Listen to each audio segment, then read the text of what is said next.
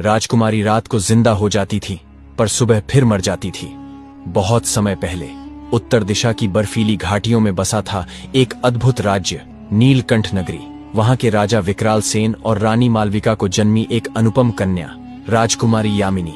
यामिनी सिर्फ सुंदर नहीं थी, वो तो चमत्कारी थी। उसकी आंखें जैसे नीले आसमान की गहराई हो।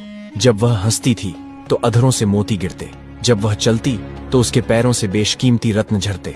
उसके जन्म के दिन ही दरबार का ज्योतिषी बोला था, राजन, यह कन्या अपार सौभाग्य लेकर आई है, पर ध्यान रखना, इसकी गले की नीलकंठ माला ही इसकी प्राण शक्ति है, इसे कभी न उतरने देना।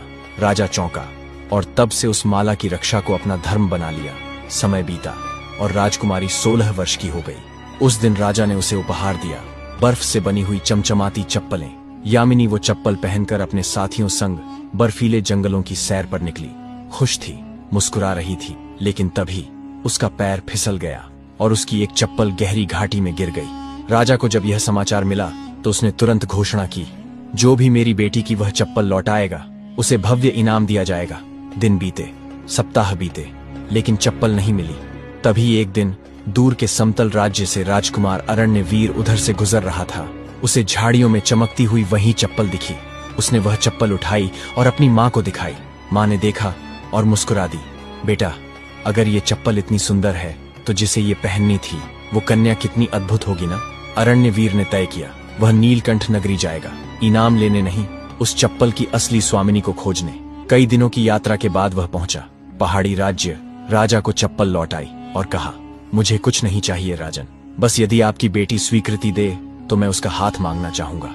राजा मुस्कुराए और बोले, राजकुमारी की इच्छा ही हमारे निर्णय की कुंजी है। यामिनी ने जब राजकुमार को देखा तो उसकी नीली आंखों में हलचल होने लगी। वो बोली, हाँ, मैं तैयार हूँ। धूमधाम से विवाह हुआ। विदाई के समय राजा ने कहा, इस माला को कभी मत उतारना, यही इसकी जान है। अब सब कुछ सुंदर लगने लगा, लेकिन नहीं, कहानी की असली शुरुआत अब होने वाली थी। राजकुमार की पहली पत्नी लावण्या, साधारण लेकिन ईर्ष्यालु। जब उसने यामिनी को देखा तो उसका चेहरा आग की तरह जल उठा। उसने अपनी दासी भूरी को बुलाया और कहा, आज रात जब वो सो जाए उसकी माला चुरा लाना। रात आई, भूरी आई और चुपचाप वह नीलकंठ माला यामिनी के गले से निकाल ली। जैसे ही माला उतरी, यामिनी की सांसें थम गईं। सुबह राजा और रानी दौड़े, देखा यामिनी शांत पड़ी है, ठंडी, निश्चल, लेकिन फिर भी सुंदर।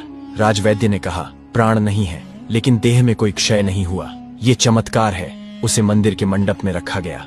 सबका हृदय रो उठा। पर रात में जब भूरी माला उतार देती, यामिनी जीवित हो जाती। वो पोखर से पानी पीने जाती और जहां जहां कदम रखती वहां रत्न बिखरते जाते। किसी को पता नहीं था, कोई देख नहीं पा रहा था। फिर एक रात राजकुमार अरण्यवीर मंदिर के बाहर बैठा था। तभी उसने देखा कोई स्त्री चल रही है। वो रुका, उसकी सांसें थम गईं। फिर वो चिल्लाया, यामिनी, क्या तुम हो?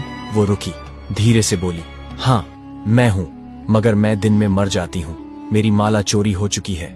राजकुमार ने देखा, उसके गले में माला नहीं थी। वो बोला, मैं वादा करता हूं, मैं तुम्हारा जीवन वापस लाऊंगा।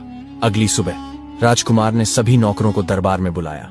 जैसे ही भूरी के गले में वह माला दिखी, उसने रक्षकों को आदेश दिया, इसे तुरंत बंदी गृह में डाल दो। भूरी डर गई, उसने सब बता दिया, मेरी स्वामिनी लावण्या ने ये साजिश रची थी।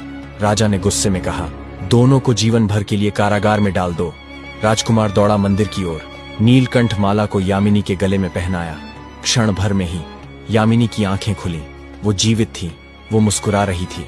राजा, रानी, प्रजा सभी ने राहत की सांस ली। चारों तरफ ढोल बजने लगे, उत्सव शुरू हो गया। राजा बोले, मेरी बहू वापस आ गई, हमारा भाग्य फिर से चमक उठा। तो मेरे प्यारे दर्शक